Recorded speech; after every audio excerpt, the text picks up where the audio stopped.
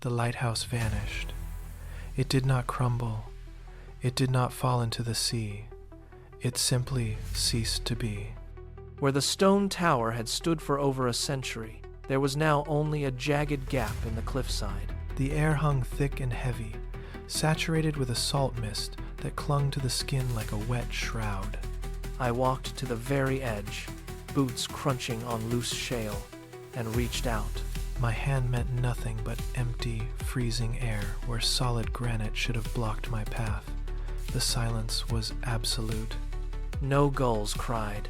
No waves crashed against the base of the rocks below. The ocean itself seemed to have gone mute, holding its breath in anticipation of something hidden. The fog rolled in from the horizon, moving with a deliberate, rhythmic pulse that defied the wind. Every step I took forward felt like stepping into an erased history. I stood at the precipice, staring into the swirling gray void, waiting for the structure to re-emerge, but the cliff remained hollow. The ground beneath me vibrated once, a deep, low-frequency hum that traveled up through my soles and settled into my chest.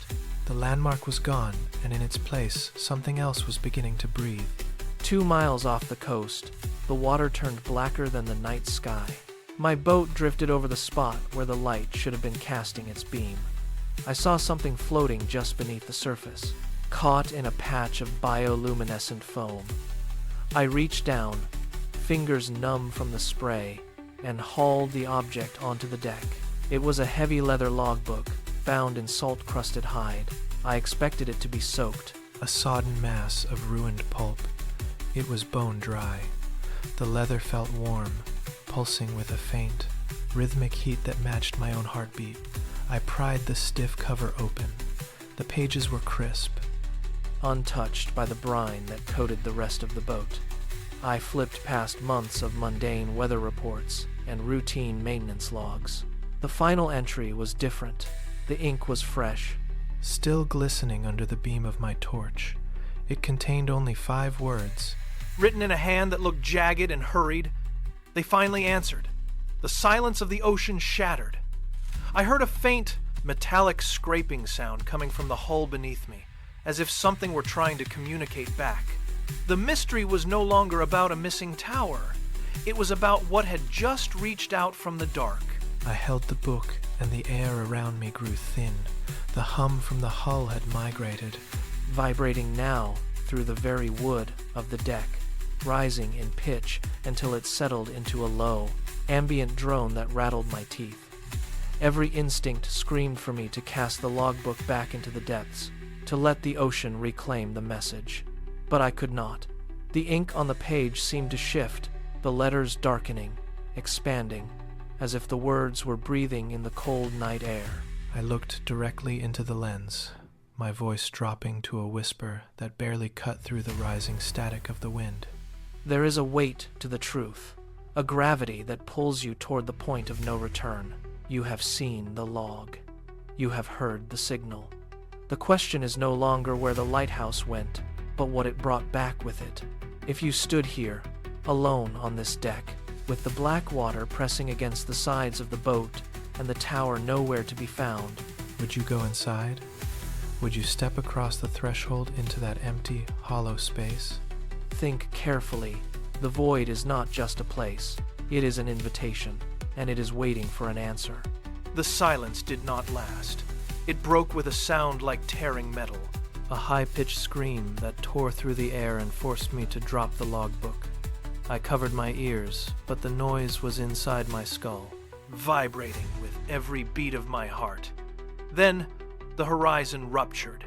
White noise flooded the sky, a static surge that bleached the world into a blinding, monochromatic glare. In that flash of digital corruption, the cliffside shifted. The lighthouse did not simply appear, it slammed into existence. It was there, solid and imposing, where seconds ago there had been only empty, jagged rock. But it was wrong. The light at the top was not a steady beam. It was a strobe, blinking in a frantic, irregular rhythm that defied all logic. It pulsed with a violent intensity, casting long, fractured shadows that seemed to move independently of the tower. Each blink was a stutter, a jump in time, as if the structure were struggling to stay anchored in this reality. The air grew ionized, smelling of burnt ozone and wet earth. I backed away, my boots sliding on the slick deck, unable to look away from the light. It was blinking in a code, a rapid-fire pattern of light and dark that felt like a command. It was back, and it was screaming in binary. The strobe intensified, a blinding rhythmic pulse that seared the pattern into my retinas. Each flash was a hammer blow against the dark, illuminating the sea in jagged, frozen frames. Then, with the suddenness of a severed wire, the light vanished. The silence that followed was heavy, absolute, and suffocating. No wind, no waves, no hum of the machinery, just the lingering, burning after-image of the strobe ghosting against my closed eyelids. I stood in the dark, my breath hitching, waiting for the return of the world, but there was only the stillness. The lighthouse remained, a hollow silhouette against a sky that had forgotten how to hold stars. I reached out, my hands trembling in the void, searching for the edge of the console. The logbook lay somewhere in the debris, its pages still holding the truth I could not yet name. The signal is etched into that final, fractured sequence of light. It is not just a pattern, it is an instruction. Look closely at the gaps between the flashes, at the rhythm of the dark. Can you decode this?